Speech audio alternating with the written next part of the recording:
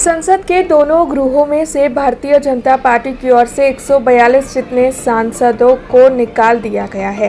इस मामले के मद्देनजर लोकशाही की हत्या और लोकशाही के सिद्धांतों की हत्या का आरोप लगाते हुए कांग्रेस पार्टी देश भर में विरोध प्रदर्शित कर रही है।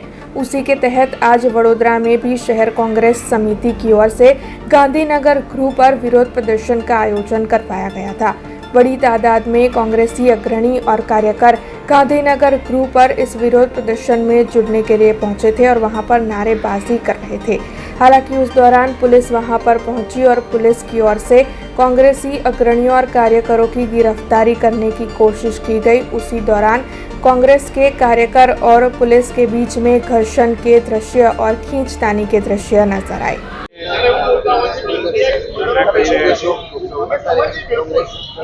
ભારત દેશ એટલે આખા વિશ્વની સૌથી મોટી લોકશાહી।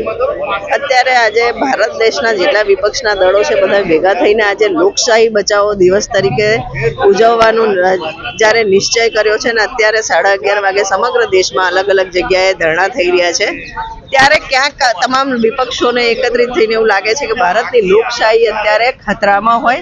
જે રીતના આપણા બંધારણને તોડી મરોડીને કાયદા પોતાને મન ફાવે તેમ અર્થઘટન થઈ રહ્યું છે। એના પરથી અત્યારે એવું લાગી રહ્યું છે કે હવે બંધારણ બચાવવા માટે ને લોકશાહી બચાવવા માટે લોકોએ મેદાન પર ઉતરવું પડશે। આજે તમે જોશો તો લોકસભામાં 146 સાંસદો જે લોકોના રિપ્રેઝેન્ટેટિવ્સ છે એમને સસ્પેન્ડ કરીને કેમ રીતે સસ્પેન્ડ કરીને બહાર કરીને એ લોકો અત્યારે ધરણામાં બેઠા છે। અમે એમની સાથે છે, એમની વાતમાં સાથ પુરાવીએ છે કે એમની જે ડિમાન્ડ છે અને એક બાજુ લોકસભાની અંદર કોઈ પાસ લઈને આવે સભાના ગૃહમાં સિક્યોરિટી જ્યારે ક્વેશ્ચન માર્ક હોય ને ડિસ્કસ કરવામાં ના આવે અને ડિસ્કસ કરવાની કોઈ ડિમાન્ડ કરે તો એમને સસ્પેન્ડ કરી દેવા ક્યાં સુધી વ્યાજબી છે। અત્યારે તમે ખાલી સેન્ટ્રલ લેવલે નહીં, તમે સ્ટેટમાં જશો કે નીચે લોકલ બોડીઝમાં જશો, તમામ જગ્યાએ કાયદાનું મન ફાવે તેવું અર્થઘટન થઈ રહ્યું છે।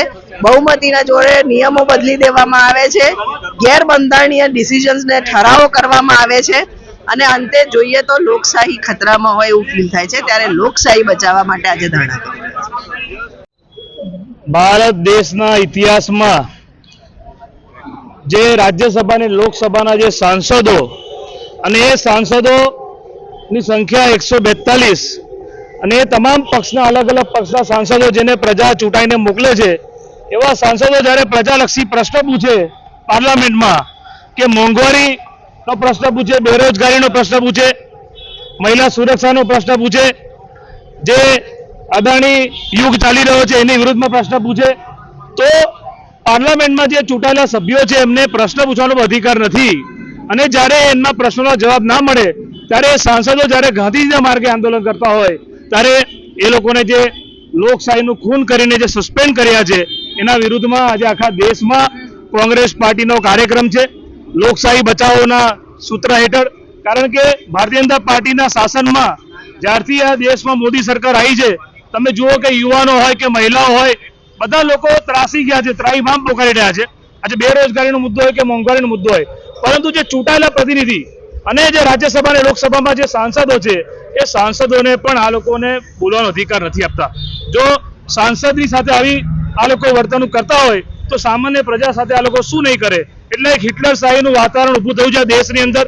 એવું લાગે છે કે ફરી આપણે અંગ્રેજોના યુગમાં જતા રહ્યા છે। ફરી આ દેશ જે મહાત્મા ગાંધીના નેતૃત્વમાં આ દેશને આઝાદી મળી અને આ દેશમાં આજે ફરી આપણે બીજી આઝાદીની લડાઈ લડવી પડે એવી પરિસ્થિતિનું નિર્માણ થયું છે।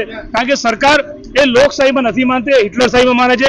સંવિધાન પર હુમલો થઈ રહ્યો છે, બંધારણમાં આ દેશની સરકાર નથી માનતી।